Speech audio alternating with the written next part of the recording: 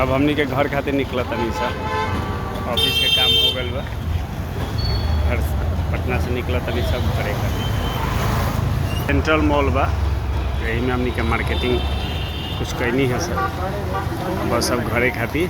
अब काले भगवती माई के पूजा बानू गांव में, तो वजह से पटना से हमनी के अपना ऑफिस से निकल के अब बस घरे खातिर अब निकलत तनी सा।